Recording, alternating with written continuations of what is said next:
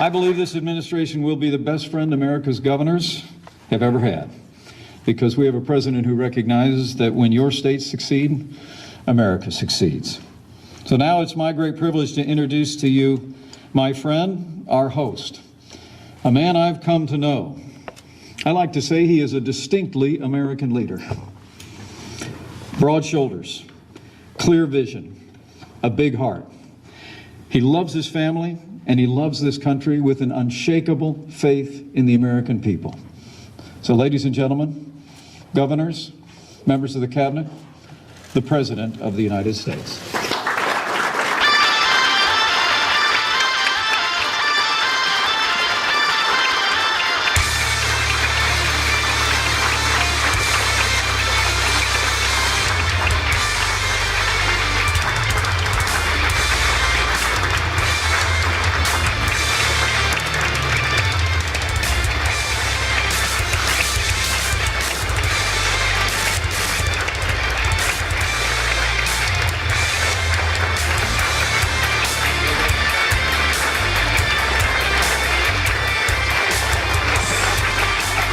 Thank you all very much.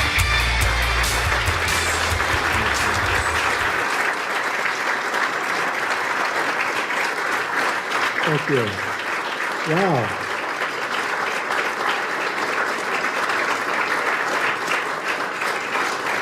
That is pretty good, I'll tell you. Coming from governors, I can't even believe it. That's so impressive, and I very much appreciate you being.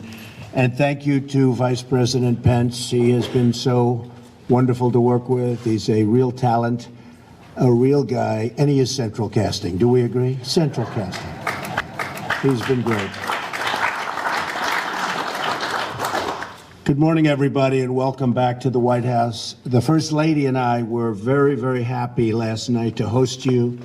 We saw some real talent, military talent, musicians who were fantastic, and everybody enjoyed it.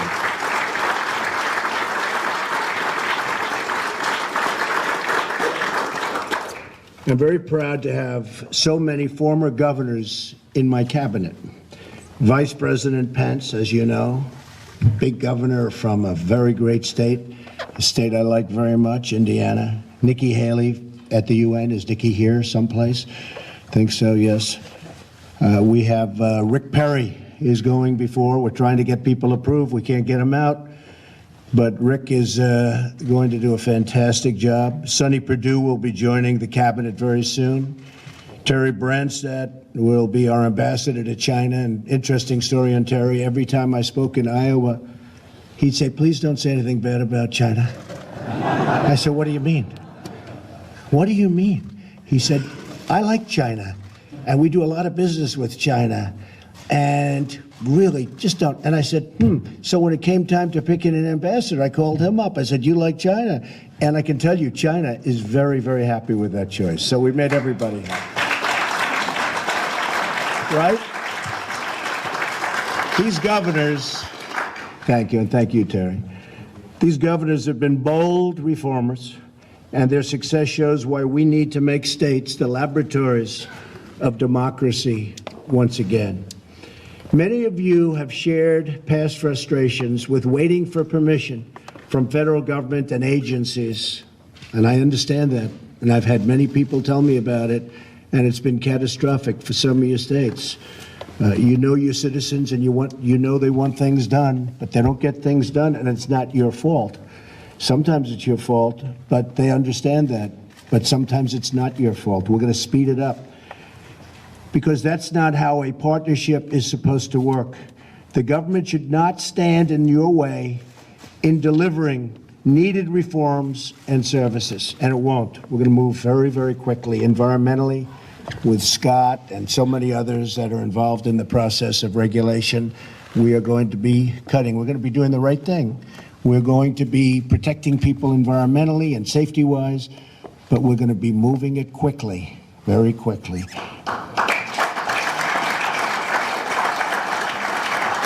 And I can, speaking of that, I know many of you, and I've spoken to some of you last night about it, have many projects that are just literally tied up.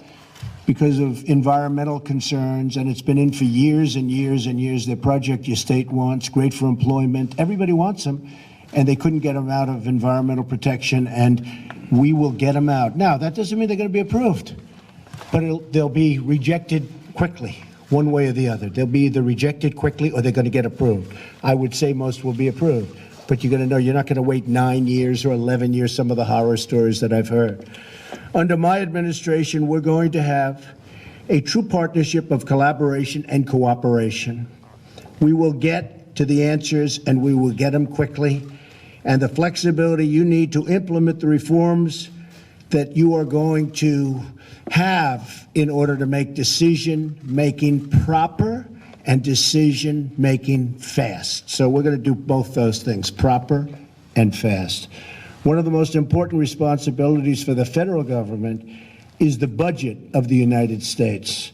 My first budget will be submitted to the Congress next month. This budget will be a public safety and national security budget, very much based on those two, with plenty of other things, but very strong. And it will include a historic increase in defense spending to rebuild the depleted military of the United States of America at a time we most need it.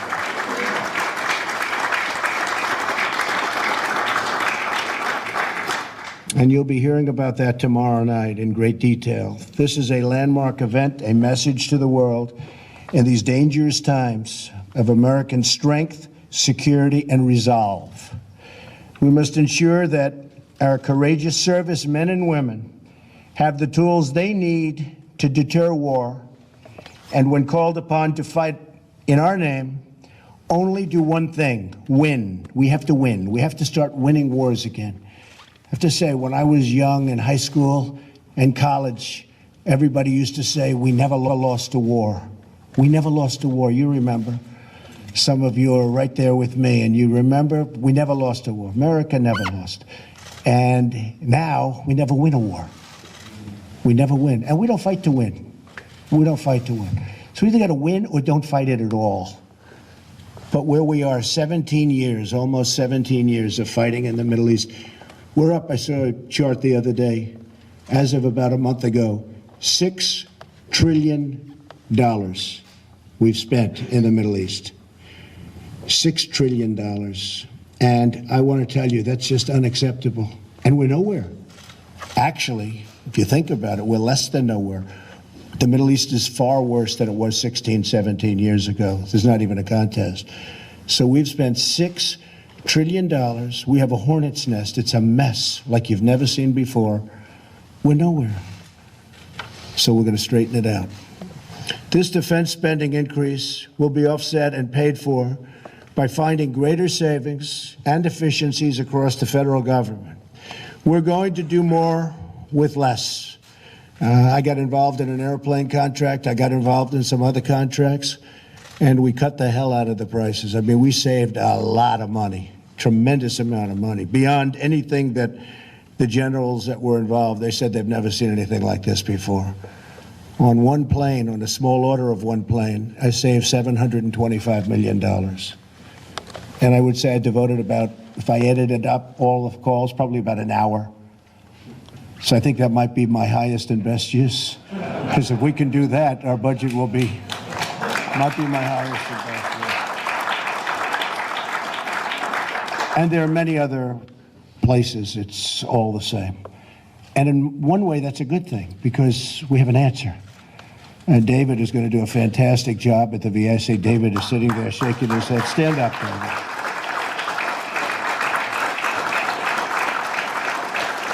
So we can't get our people through cabinet, but he went through, was it 95 to nothing? How the hell did you do that? Boy, oh boy, he must be good. You were the one. 100 to 0. Wow. Shows you, hey, we can do it. But we do. We have still quite a few cabinet members, and they're just in limbo, waiting. It's like obstruction. It's obstruction. And but eventually we'll get them, and they'll put their people in, and we'll get those agencies, et cetera, to work. We're going to do more with less and make the government lean and accountable to the people. We can do so much more with the money we spend.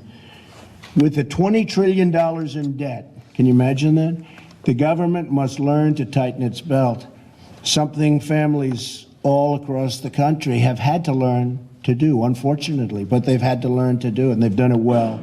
My budget increases spending, and the increase in all spending for federal law enforcement also, and activities having to do with law enforcement, will be substantially increased, and we will fight violent crime. You look at what's happening in our cities. You look at what's happening in Chicago. What's going on in Chicago? We will fight violent crime, and we will win, and we'll win that one fairly quickly. Once we give the local police, the local law enforcement, the right to go in and fight it, and we back them monetarily and also otherwise, and we're going to win that one. We're going to win it fairly quickly, I believe. My budget also puts America first by keeping tax dollars in America to help veterans and first responders. So important. This budget follows through on my promise to focus on keeping Americans safe, keeping out terrorists, keeping out criminals, and putting violent offenders behind bars or removing them from our country altogether. And I must say that we've been treated very well, very, very well, on the job that General Kelly has done at the border. It's tough, it's strong. I was talking last night to Terry McAuliffe, and he said, you have to mention this, because he met with, where is Terry? He's around here someplace. Terry, he met with General Kelly, and I think I can say you were impressed with General Kelly. And he said, you have to get the point out that they're removing the bad ones.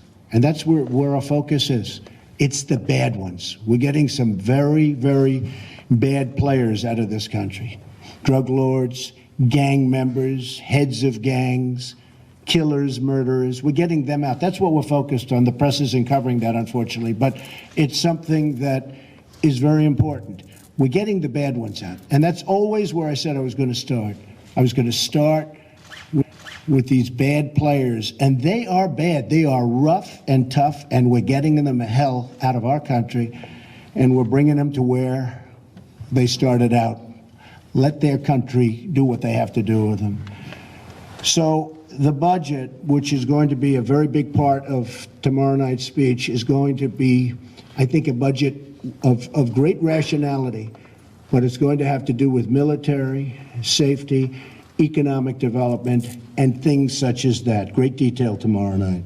We're also going to do whatever we can to restore the authority of the states when that is the appropriate thing to do. We're going to give you back a lot of the powers that have been taken away from states and great people and great governors, and you can control it better than the federal government because you're right on top of it. You have something that's controllable. So I think that's going to be very important. You see that already taking effect. We have to let the states compete and to see who has the best solutions. They know the best how to spend their dollars and how to take care of the people within each state. And states are different, and people are different. So the governors are going to have a lot more decision-making ability than they have right now.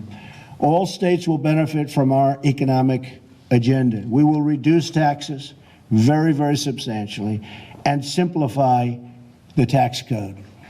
We're also going to make taxes between countries much more fair. We're one of the only countries in the world that people can sell their product into us and have no tax, no nothing, and they get rich. And yet if you want to do business with them, you'll have taxes I've seen as high as 100%. So they sell into us, no problem. We sell into them because we don't sell in because the tax is so high that they don't want us to sell into them. So I know that's always been a point of contention, but to me, it's just fair. It's just fair. It's reciprocal. It's fair. And so we're going to be doing a lot of work on that, and that's becoming a very, very important factor, fairness, because I believe in free trade. I want so much trade. You know, somebody said, oh, maybe he's a total nationalist, which I am in a true sense. But I want trade. I want great trade between countries. But the word free is very deceiving because it's good for them, it's not good for us. I want fair trade. And if we're going to be taxed, they should be taxed at the same amount, the other countries. And one of two things is going to happen. We're going to make a lot of money, or the other country is going to get rid of its tax. And that's good too, because now the product, like Harley Davidson, I was talking to them, the product will now flow into other countries where right now they can't do it. So we're going to make it easier for states to invest in infrastructure, and I'm going to have a big statement tomorrow night on infrastructure.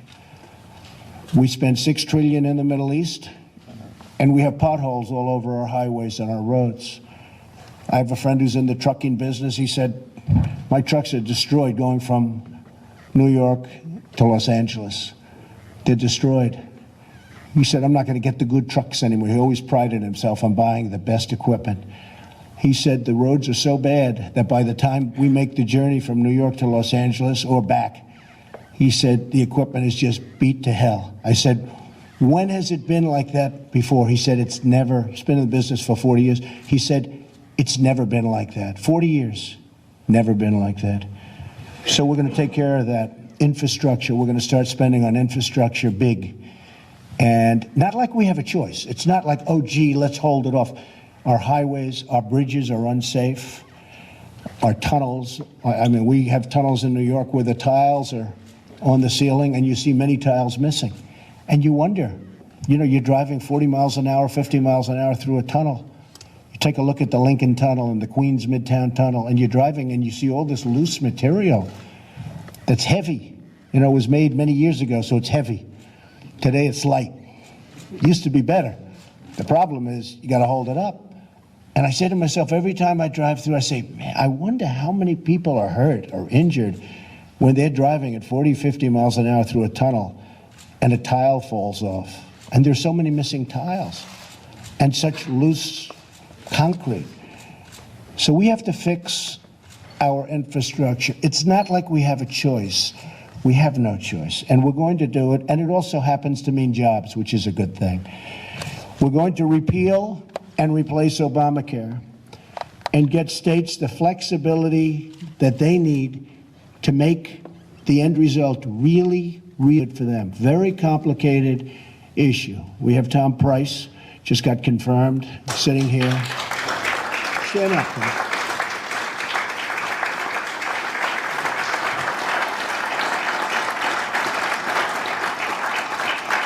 And I spent a lot of time with Governor Walker and Governor Rick Scott the other day. We were talking about it. They're really very expert on the subject, and I want to thank them. They spent a lot of time with me. Governor Christie, who's here someplace. Where's Chris?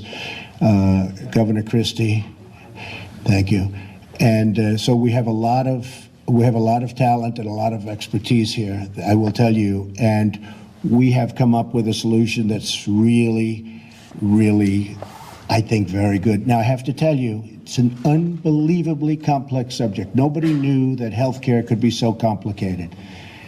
And statutorily and for budget purposes, as you know, we have to do healthcare before we do the tax cut. The tax cut is going to be major. It's going to be simple. And the whole tax plan is wonderful. But I can't do it until we do healthcare, because we have to know what the health care is going to cost, and statutorily that's the way it is. So for those people that say, oh gee, I wish we could do, you know, the tax first, it just doesn't work that way. I would like to do that first. It's actually, tax cutting has never been that easy, but it's a tiny little ant compared to what we're talking about with Obamacare. And you have to remember, and I say this to Democrats in the room, of which we have many, Obamacare has failed. If you go to Minnesota, where they had a 66% increase, and the governor of Minnesota, who's with us today, said Obamacare, the Affordable Care Act, is no longer affordable, something to that effect. I think that might be it exactly, but the Affordable Care Act is no longer affordable. Obamacare has failed. I say to the Republicans, if you really want to do politically something good, don't do anything. Sit back for a period of 2 years, because 17 is going to be a disaster for Obamacare if we don't do something. Let it be a disaster, because we can blame that on the Dems that are in our room, and we can blame that on the Democrats and President Obama. Let it implode, and then let it implode in 18 even worse. Don't do anything. And they will come begging for us to do something. But that's not the fair thing to do for the people. Not the fair thing. Politically, I think it would be a great solution. Because as soon as we touch it, if we do the most minute thing, just a tiny little change, what's going to happen? They're going to say, it's the Republicans' problem. That's the way it is. But we have to do what's right, because Obamacare is a failed disaster. And it's interesting. It's sort of like when you see it with politicians. You see it with President Obama. When you know he's getting out of office and the clock is ticking and he's not going to be there, his approval rating goes way up. Even though, not that active in the last period of time, the approval rating goes up. That's not him. That's like almost everybody. I see it happening with Obamacare. People hate it, but now they see that the end is coming, and they're saying, oh, maybe we love it. There's nothing to love. It's a disaster, folks, okay? So you have to remember that. And very importantly, we are going to work to restore local control to our nation's education system. Betsy's here someplace, and she is going to be, I think, fantastic. I think she's going to be fantastic. Stand up, Betsy.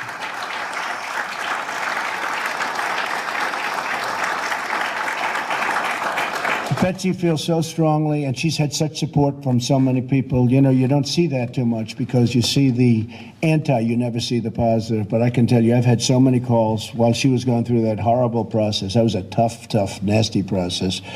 And she hung in. She was strong as you get. But so many people were calling Betsy saying, you will do such a fantastic job once you get it.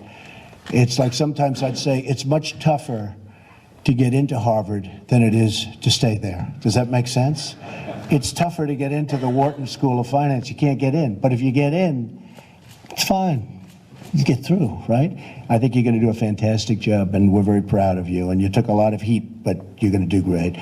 So she wants to bring decision-making powers back to parents, back to the families, and back to the states, where they can really control education. And just finally, I'm looking forward to working with you on these projects and so much more. We're going to do these projects and so many more. And I thank you all again for being here. It's going to be so much more. We're going to do these projects and so many more. And I thank you all again for being here. It's going to be a really productive discussion, so productive that I'm going to ask the press to start leaving, because I wouldn't want them to see any great productive session, but they'll be seeing it and hearing about it. Again, thank you very much all for being at the White House. We'll do this many times. I want the opinions of the members of the states of the United States. So I want to just thank you all for being here, and let's take some questions, okay?